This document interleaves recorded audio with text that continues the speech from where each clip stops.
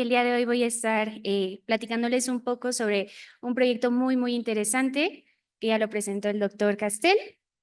Bueno, antes que nada me gustaría comentarles que yo estoy apoyando a mi compañera Frida. Ella por causas de fuerza mayor pues no pudo presentarse el día de hoy, pero a pesar de eso, hoy les estaré hablando sobre esta investigación muy interesante y a pesar de no estar terminada, pues los resultados son muy prometedores. Este trabajo fue desarrollado o está siendo desarrollado en el Laboratorio de Biotecnología a cargo de la doctora Patricia Vergara y pues es aquí en la facultad en colaboración con otras instituciones. Voy a dar inicio platicando un poco sobre la enfermedad de Parkinson, que es un trastorno neurodegenerativo crónico, es progresivo, irreversible del sistema nervioso central. Se va a caracterizar por la muerte progresiva de neuronas dopaminérgicas en la sustancia negra en la pars compacta. Bueno, aquí también podemos observar el video de un paciente que padece de la enfermedad. La prevalencia es tan importante que es la segunda enfermedad neurodegenerativa más común después del Alzheimer. Actualmente la esperanza de vida está aumentando. Eso quiere decir que en un futuro pues muy cercano ese número o bueno, esa cifra va a ser aún mayor. En México ni en Latinoamérica pues no existen datos oficiales de la enfermedad por diversas causas. En el 80% de los casos de Parkinson la causa se desconoce. Se acepta, aún así, la etiología multifactorial, es decir, vamos a estar viendo distintos factores, por ejemplo, la edad, factores genéticos, factores ambientales, factores laborales, también drogas y algunos fármacos que nos van a causar la enfermedad. Y bueno, ¿cómo van a ser las manifestaciones en estos pacientes? Es importante saber que tiene un inicio unilateral y va a comenzar la manifestación cuando hay una pérdida neuronal de entre el 50 y el 80%. Entonces, veremos de primera instancia síntomas no motores, como cuáles vamos a ver el dolor muscular, la pérdida del olfato, la fatiga, la pérdida de memoria, la dificultad de la deglución, el estreñimiento, la demencia también. Y también veremos algunas manifestaciones motoras, como lo son el temblor en reposo, la dificultad de movimientos, la bradicinesia, las alteraciones en la postura y también una marcha característica que es la marcha festinante. Y bueno, el diagnóstico lo haremos de manera clínica, basándonos en la historia clínica y también en la exploración física y neurológica. Nos vamos a apoyar con algunos estudios de imagen, como lo son el PET, el SPECT y la resonancia magnética. Y el abordaje, ¿cómo lo vamos a llevar a cabo? Tenemos tres esferas de abordaje. El primero es el abordaje farmacológico, que lo estaremos dando principalmente con precursores de la dopamina. Y después tendremos el abordaje de segunda línea. Si en caso de que ninguno de estos dos abordajes pues, resultara exitoso, tendremos que acudir a la terapia quirúrgica. Esta terapia quirúrgica también debemos de señalar que está acompañada de terapia física y terapia emocional y farmacológica también. Un dato importante a mencionar es que la terapia farmacológica no, bueno, después de 2 a 5 años más o menos va a perder la eficacia. Entonces, principalmente esto lo vemos con los precursores de dopamina. Y bueno, esto también nos abre un espacio para desarrollar una propuesta nueva. ¿Qué pasa en estos cerebros con los pacientes? En estos cerebros falta la dopamina, entonces disminuye su cantidad, ¿no? En 1910, la dopamina fue sintetizada de manera artificial en Londres. La desventaja de esta sintetización es que la duración en torrente sanguíneo va de los 2 a los 5 minutos, entonces pues es muy poca. Aparte de que esta dopamina no atraviesa la barrera hematoencefálica. Entonces la pregunta es, ¿cómo podemos prolongar su vida media? Bueno, hablemos un poco sobre lo que es la dopamina. La dopamina es una hormona y es un neurotransmisor inhibitorio. Va a tener un papel muy importante y pues vamos a tener 4 vías dopaminérgicas y algunas funciones pues están relacionadas con la parte motora, la parte emocional y la parte de la memoria. Bueno, aquí les presento una imagen de la molécula y debemos de señalar que esta molécula es muy inestable. Entonces, es de muy fácil oxidación, ya sea en presencia de luz, en alteraciones del pH y en presencia de oxígeno también. Entonces, En este proyecto se propone la idea de formar pequeñas esferas de polímeros en la que la dopamina puede ser almacenada sin que se altere la estructura y después liberarse poco a poco en la zona que necesitamos la dopamina. Y pues pasamos a la propuesta de este biomaterial que debe de cumplir algunas características, ¿no?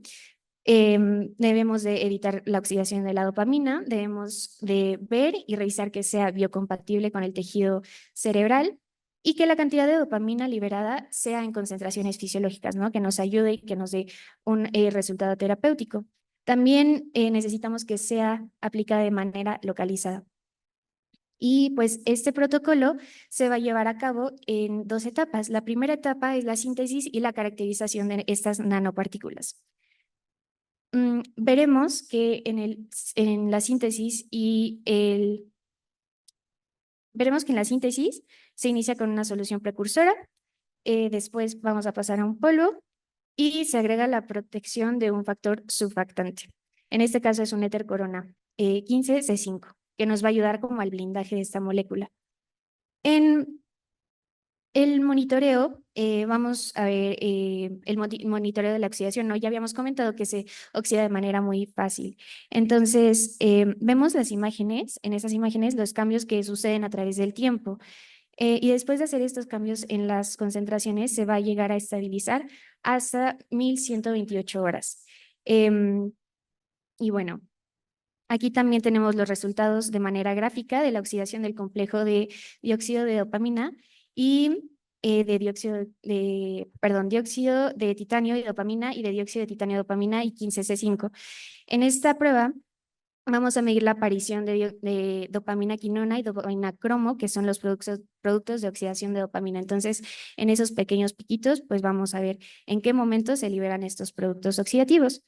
La oxidación se logró prolongar hasta 720 horas, o sea, es un resultado muy, muy, muy bueno, a diferencia de los 2 a 5 minutos que teníamos inicialmente, ¿no?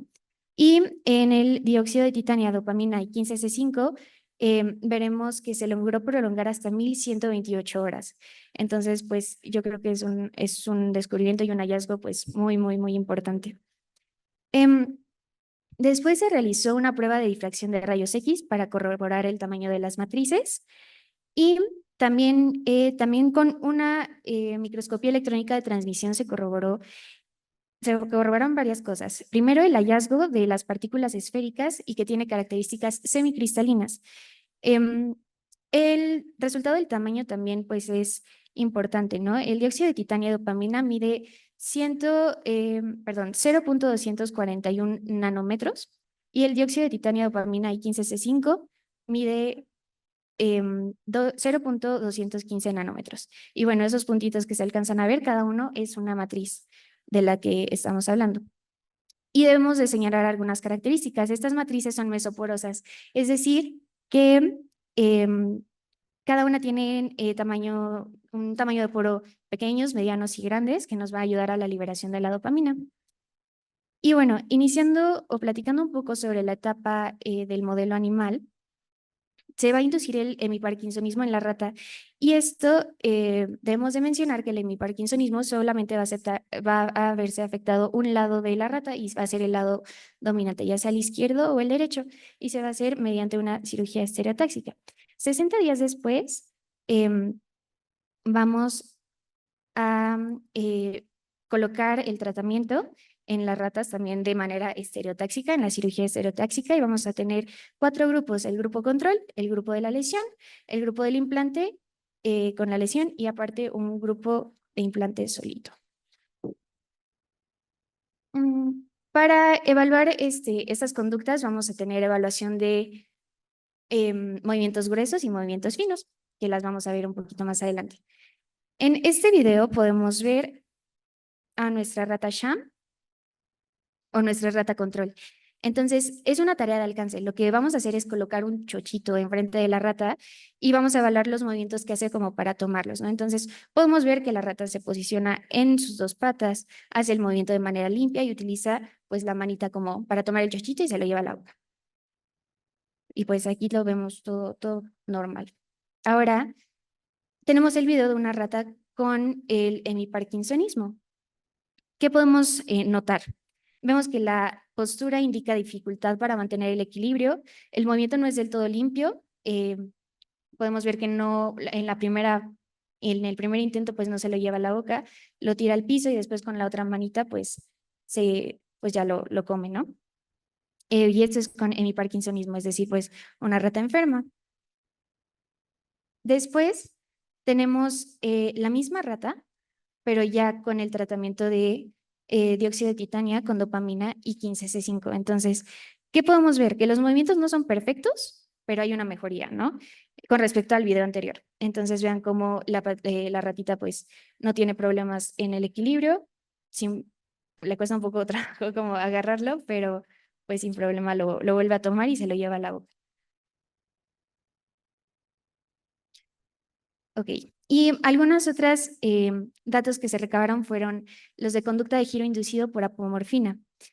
En este caso, se les inyecta vía intraperitoneal a las ratas apomorfina para ver cuántos giros hacen en un tiempo de 50 minutos. El grupo control realizó un promedio de 7 giros, es decir, son pocos giros, ¿no?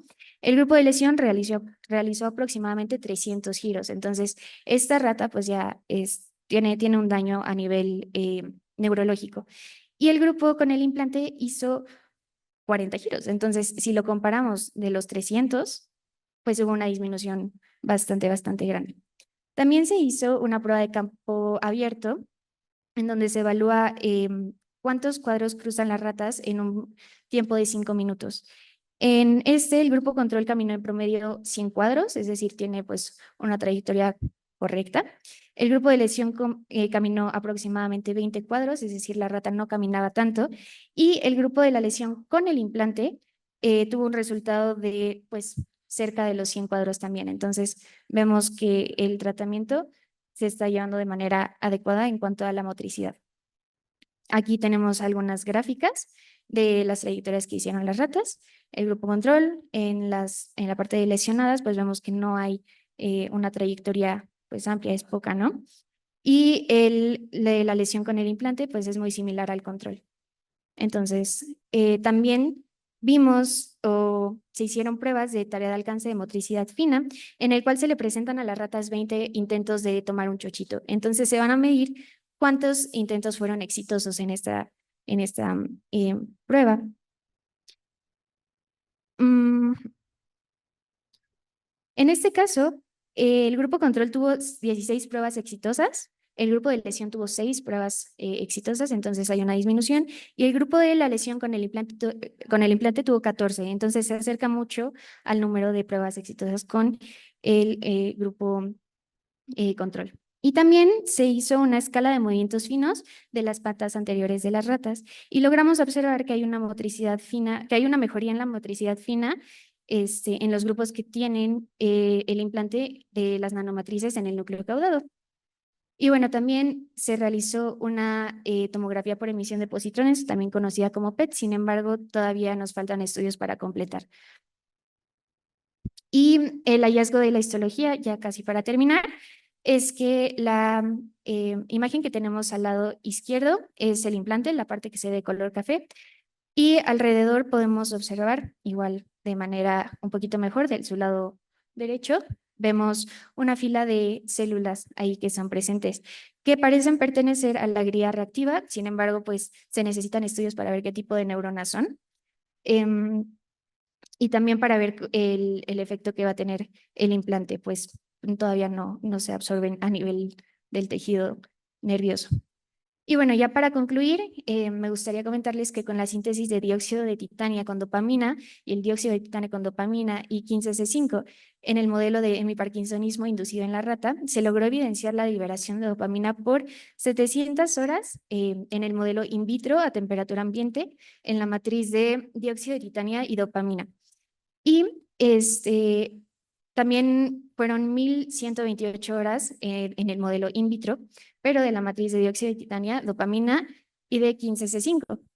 Las matrices funcionaron como reservorio de la dopamina, mantuvieron estable a la dopamina, permitieron su liberación al núcleo caudado y disminuyó también el número de giros inducidos. Se incrementó el número de cuadros cruzados en la prueba de campo abierto y la tarea de alcance se obtuvo una mejoría en la supinación y en la liberación del alimento. Y bueno, con esto les agradezco mucho que hayan estado aquí y espero les haya gustado.